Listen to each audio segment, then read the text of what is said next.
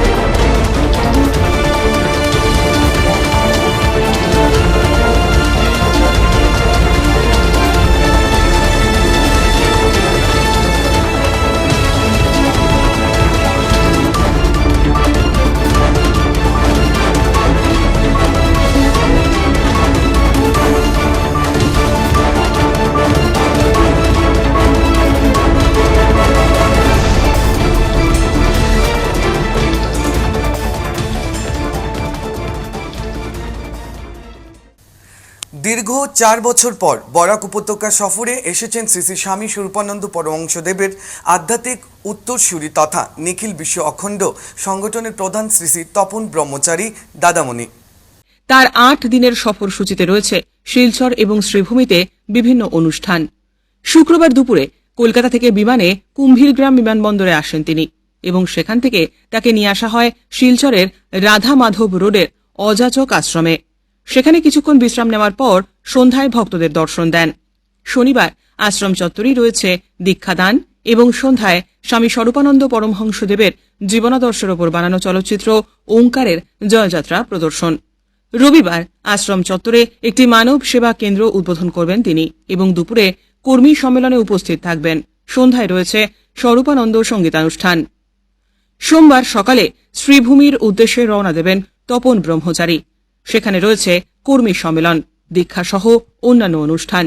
9 মে সকালে শিলচরে ফিরে আসবেন তিনি এবং এদিন দুপুরেই বিমানে কলকাতা ফিরে যাবেন।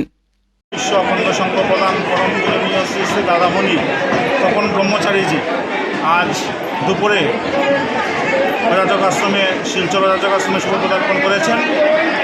সন্ধ্যায় ভক্তদেরকে দর্শন দান করবেন এবং আগামীকাল ইচ্ছুক ব্যাকুল দীক্ষার্থীকে দীক্ষা প্রদান করবেন এবং সন্ধ্যায় সেই ঐতিহাসিক শ্রী শ্রী বাবামণির জীবন কাহিনী নিয়ে যে ছায়াছবি তৈরি হয়েছিল ওঙ্কারের জয়যাত্রা, সেটা প্রদর্শিত হবে। তারপর দিন একটা বিশেষ অনুষ্ঠান আমাদের শিলচর অযাচক আশ্রমে অনুষ্ঠিত হবে। অযাচক আশ্রমের একটি বিভাগ আছে আমাদের মানব সেবা কেন্দ্র। সেই মানব সেবা কেন্দ্রটা পুনরায় শ্রী শ্রী দাদামণির শ্রীহস্ত ধরে চালু হবে আগামী রবিবার 4 তারিখ সকাল 10টায়। তারপর বেলা 11টায় তিনি দক্ষিণ আসাম সম্মিলিত কর্মসংগঠনের প্রত্যেক প্রতিনিধিকে নিয়ে একটি বিশেষ সভায় যোগদান করবেন এবং সন্ধ্যায় শ্রী শ্রী স্বরূপানন্দ সঙ্গীতানুষ্ঠান অনুষ্ঠিত হবে। তারপরের দিন 5 তারিখ পরম পূজনীয় শ্রী শ্রী দাদামণি শিলচর অযাচক আশ্রম থেকে শ্রীভূমির উদ্দেশ্যে রওনা দেবেন এবং শ্রীভূমিতে আগামী 8 তারিখ পর্যন্ত বিভিন্ন অনুষ্ঠানের মাধ্যমে অনুষ্ঠান পালিত হবে। তারপর পুনরায় শ্রী শ্রী দাদামণি শিলচরে শুভাগমন করে 9 তারিখ গুরুধামের উদ্দেশ্যে শুভ পদার্পণ করবেন। আমরা আপামর জনতার কাছে বিনোদন অনুরোধ রাখছি, আপনারা আপনাদের সার্বিক সহযোগিতায় আমাদের এই অনুষ্ঠানগুলি সাফল্যমণ্ডিত হয়ে উঠুক, সেটাই আমাদের একান্ত কাম্য। ভুবনেশ্বর নগর শ্রীকুনা জেলা পরিষদের নির্দল প্রার্থী ফরিদা পারভিন লস্করের বিজয় নিশ্চিত। জেলা পরিষদ সদস্য পদপ্রার্থী ফরিদা বলেন যে আমার জয় নিশ্চিত, আমার সঙ্গে প্রতিদ্বন্দ্বিতায় কেউ নেই। এই জিপির ভোটারেরা আমাকে যেভাবে সমর্থন করছেন তাই আমি 100% শিওর যে আমি জয়ী হব, জানান তিনি। আমার পুরো নাম ফরিদা পারভিন লস্কর। আমি ভুবনেশ্বরনগর শ্রীকুনা জেলা পরিষদের আসন থেকে কংগ্রেস সমর্থিত নির্দল প্রার্থী হিসাবে প্রতিদ্বন্দ্বিতায় ছিলাম। কালকে যেভাবে স্বতঃস্ফূর্তভাবে আমার পক্ষে ভোটদান হয়েছে, আমি আশাবাদী এই আসন থেকে তো যেটা মোটামুটি কনফার্ম জয় নিশ্চিত, তৎসঙ্গে আমার কোনো ক্যান্ডিডেটের সঙ্গে কন্টেস্টও হবে না। আর আজকে আমরা বরখল বাঙ্গারপাড় বাজারে এখানে উপস্থিত হয়েছি। আমাদের একটা গরুয়া সভা হয়েছে। বিগত দিনে এটা মানে দক্ষিণ যে বাঙ্গারপাড় এখানে একটা সেন্টার নিয়ে একটু প্রবলেম হয়েছিল, অসুবিধার সম্মুখীন হয়েছে, কিন্তু এখানে যে দুই পক্ষ বসে আমরা একটা সমাধানের মাধ্যমে গিয়েছি। আশা করি আগামী 1-2 দিনের ভিতরে এটাও সমাধান হবে, এরকম বড় কোনো ঘটনা হবে না। আমার এই নির্বাচনের মেইন ইস্যু ছিল উন্নয়ন নিয়ে, মহিলাদের শিক্ষা নিয়ে, আমাদের যে গ্রামীণ যেগুলা প্রকল্প আছে এগুলা কীভাবে উন্নত মানের করা যায় এবং বিশেষ করে আমার যারা এই অঞ্চলের জনসাধারণরা যারা আছেন ওদেরকে নিয়ে এগিয়ে গিয়ে একটা সুন্দর সুষ্ঠু একটা যে ভুবনেশ্বরনগর শ্রীকুনা জেলা পরিষদ গড়ার আমার একটা স্বপ্ন। এটা তো একটা সময় ছিল, কিন্তু আজকের দিনে এখানে যারা আছেন, যারা আমার হয়ে ভোট প্রয়োগ করেছেন, এরা সব কংগ্রেস সমর্থিত এবং আগামী দিনেও কংগ্রেস করব, ওদেরকে সঙ্গে নিয়ে কংগ্রেস করব, এটাতে কোনো দ্বিমত নেই। একদম এটা বাস্তব। আর ভোটের মার্জিন অনেক ব্যবধান থাকবে, আমার সঙ্গে কোনো ক্যান্ডিডেটের কন্টেস্টও হবে না। ভুবনেশ্বর শ্রীকুনা জেলা পরিষদের এরিয়াতে 7টা জিপি আছে, 51,760টা বুথ আছে। এখনও আমাদের টোটাল সমীক্ষা আমরা ঠিকমতো করতে পারিনি, কেননা কালকে অনেক রাত্র হয়ে গেছে, অনেক এজেন্টের কাছে আমাদের ফর্ম রয়েছে। আজকে বিকালে সব কালেকশন হবে, কালকে আমি বলতে পারবো যে আমার ভোটের ব্যবধান কত থাকবে। আমার এই জেলা পরিষদ এরিয়ার যত গোটা 60টা যে জিপি আছে, প্রায়োরিটি বেসিস আমি একটা উন্নয়নমূলক কাজে আমার সবচেয়ে বেশি ধ্যান থাকবে। তৎসঙ্গে আমাদের পিএইচই প্ল্যান্ট যেগুলা জলের প্রকল্প আছে এগুলাকে উন্নতমান করার আমার একটা চেষ্টা থাকবে। আমাদের এখানে যেগুলো পিএইচই সাব সেন্টার আছে, প্রাইমারি হেলথ সেন্টার, এইগুলা উন্নতমান করার চেষ্টা করব। যেহেতু জেলা পরিষদে পারবে না, কিন্তু আমাদের বিধায়ক মহাশয় আছেন বা আমাদের উপর মহলের যারা কর্তৃপক্ষরা আছেন ওদেরকে সঙ্গে নিয়ে কাজ করার এবং সুন্দর সুষ্ঠুভাবে যাতে প্রকল্পগুলো বাস্তবায়ন হয় এটার দিকে আমার লক্ষ্য থাকবে। জয়ী তো হব আর কংগ্রেসের সঙ্গে থাকবো। আমার সমর্থিত যারা আছেন ওদের ফার্স্ট প্রেফারেন্স ছিল যে আমি নির্বাচিত হওয়ার পরে আমি কংগ্রেস করব এবং ওদেরকে সঙ্গে নিয়ে করব, এটাতে কোনো দ্বিমত নেই। ধন্যবাদ। শ্রীভূমি জেলায় পাথারকান্দির বিধানসভার কেন্দ্রের আওতাধীন পাথারকান্দি ব্লকের অন্তর্গত Duhalia extra Patharkandi nail high স্কুলের 40-4 নম্বর ভোট কেন্দ্রে শুক্রবার দুপুর 2টা নাগাদ দেখা যায় এক হৃদয়স্পর্শী দৃশ্য। সুলতা শুক্লবৈত 95 বছর বয়সী এক বৃদ্ধা, হাঁটতে অক্ষম, কুলে চেপেই পৌঁছে গেলেন ভোটদান কেন্দ্রে। পরিবারের একজন সদস্যের সহায়তায় নিজ বুথে গিয়ে গণতান্ত্রিক অধিকার প্রয়োগ করলেন। তার মুখে ছিল তৃপ্তির প্রশান্ত হাসি, চোখে ছিল গর্বের দীপ্তি। ভোট দিয়ে বেরিয়ে আসার পর তিনি বলেন, শরীর চলল কি না চলল, ভোট আমি দেবই। আমি যতদিনে বাঁচি গণতন্ত্রকেও বাঁচিয়ে রাখব। সুলতা শুক্লবৈত্যর এই একান্ত ইচ্ছে শক্তি ও কর্তব্যবোধে মুগ্ধ হন বুথে উপস্থিত নির্বাচন কর্মী এবং অন্যান্য ভোটারেরা। শিলচর ইটখলা অ্যাথলেটিক ক্লাব প্রাঙ্গণে আসাম প্রিমিয়াম ক্লাব চ্যাম্পিয়নশিপের খেতাব জয়ী ইটখলা এসি দলের ক্রিকেটার সহ সমস্ত সদস্যকে শিলচরের বিশিষ্ট ক্রীড়া সংগঠক চন্দন শর্মা এক অনুষ্ঠানের মাধ্যমে সংবর্ধনা প্রদান করেন। চন্দন শর্মা ইটখলা এসি ক্রিকেট দলকে আগে কথা দিয়েছিলেন দল যদি ফাইনালে যায় তাহলে উনি সবাইকে ট্র্যাক শুট দেবেন, কিন্তু খেলোয়াড়েরা ফাইনালে গিয়ে বিজয়ী ট্রফি নিয়ে বরাক উপত্যকায় প্রথম শিলচরের ক্রিকেট ইতিহাসে নাম উজ্জ্বল করেছে। এই কারণেই চন্দন শর্মা ওনার কথা মতো এপিসিসির জয়ী খেলোয়াড়দের সংবর্ধনা ও ট্র্যাক শুট প্রদান করেন। এই অনুষ্ঠানে অতিথিদের মধ্যে উপস্থিত ছিলেন বিসিসির সভাপতি সুশীল বণিক, ডিএস এর 2 সহ সভাপতি আশুতোষ রায়, অজয় চক্রবর্তী। পরে এই অনুষ্ঠানের বিষয়ে উদয়ন সংঘের সভাপতি শান্তনু দাস বক্তব্য রাখেন। এই ব্যাপারে বলতে বলা হয়েছে, কিন্তু আজকে প্রথমে আমি আন্তরিক ধন্যবাদ জানাই শ্রী চন্দন শর্মা মহোদয়কে। তার এই উদ্যোগ খুবই প্রশংসনীয় এবং আশা রাখি খেলোয়াড়দেরকে উৎসাহিত করবে। আমার পাড়াতে জন্ম এখানে, এখন ছোটোবেলা থেকেই আমরা এই রাস্তায় ক্রস করে যাই। এই বাদশার কাকু বা এখানে আমার দাদারা খেলতেন, ওনার কাকুদের সাথেই আমার বাড়ির সম্পর্ক ছিল এবং ওনার বাবাদের সাথে আমাদের পাড়ার দাদাদের সম্পর্ক ছিল। আমরা ছোট্ট সময় একটু আগে আশুতার সাথে কথা বলছিলাম, দেখতে দেখতে কীভাবে ক্লাবটা বহির্ভূত পরিণত হবে এবং ইদানিং কালে বিশেষত আমার আসা যাওয়া বাড়ল অনুপ সিং থাকার পরে।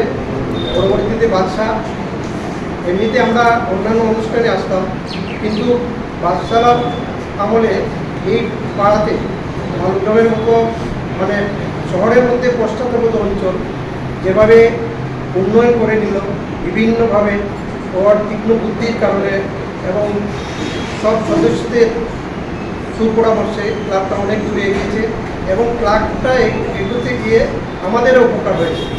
সেদিন সবচেয়ে আশ্চর্য লাগলো, মাঠের ব্যাপারে বলতে গিয়ে আমাদের পাড়ার যে মাঠগুলো নিয়ে উনি যেভাবে উপস্থাপনা করলেন তার জন্য আমি আগেই বলেছি আমরা অবলাইজ। এবং আসলে এই উদ্যোগ শুধু ইটখলা ক্লাবের জন্য না, উনি চাইছেন বৃহত্তর মালগ্রামে খেলাটা জমে উঠুক, খেলোয়াড় বেরিয়ে আসুক। সেদিন আরেকটা ব্যাপার মন্ত্রী মহোদয় বলছিলেন যে আমাদের এলাকাতে মানে ওনার এলাকাতে আমরা কোনো হায়ার প্লেয়ার নিই না। আমরা এখনও উদয়নসংঘ খেলারই ফুটবল খেলা দিয়ে শুরু হয়েছিল, কিন্তু আমরাও কিন্তু ওই ডিভিশনে নিজেদের মান বাঁচাতে গিয়ে প্লেয়ারদেরকে ভাড়া করে নিয়ে আসে। সেই উদ্যোগটা একেবারেই ভালো নয়, কিন্তু আমরা নিজে খেলোয়াড় তৈরি করতে পারছি না। আমাদের পাড়াতে নিজেরা এত বেশি ব্যস্ত, কেউ সময় দিতে চাইলেও হয়তো পারছে না, বা সংগঠন করতে চাইলেও নানা রকম রাজনৈতিক হস্তক্ষেপ হয়ে যায়। যাই হোক, আমি আজকের এই ক্লাবকে এই জায়গায় নিয়ে আসার জন্য ইটখলা ক্লাবের সবাইকে ধন্যবাদ জানাই। সীমানা পুনর্নির্ধারণের পর সীমান্ত অঞ্চলে পঞ্চায়েত নির্বাচনের চরম বিশৃঙ্খলা, দিশেহারা ভোটাররা। একই পরিবারের ভোট একাধিক কেন্দ্রে। চরম হয়রানির মুখে অসম মিজোরাম সীমান্ত অঞ্চলের শ্যামাচরণপুর শেওড়ার তলের এক পরিবার। অভিযোগ উঠেছে একটি পরিবারের 5 সদস্যের ভোট 3টি ভিন্ন ভিন্ন কেন্দ্রে পড়েছে। ফলে ভোটারদের দীর্ঘ পথ পাড়ি দিয়ে একাধিক কেন্দ্র ঘুরে নিজেদের ভোটাধিকার প্রয়োগ করতে হচ্ছে। অনেকে সকাল 7টা থেকে বিভিন্ন কেন্দ্রে ঘুরেও নিজেদের ভোট কেন্দ্র খুঁজে পাচ্ছেন না। মির্জান আলীর মতো বহু প্রবীণ নাগরিক ভোটার আইডি কার্ড হাতে নিয়ে ভোট কেন্দ্রের জন্য হন্যে হয়ে খুঁজে বেড়াচ্ছেন।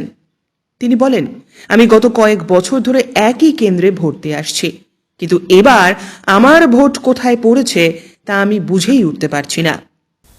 আজকের সংবাদ এখানে শেষ করছি। নমস্কার।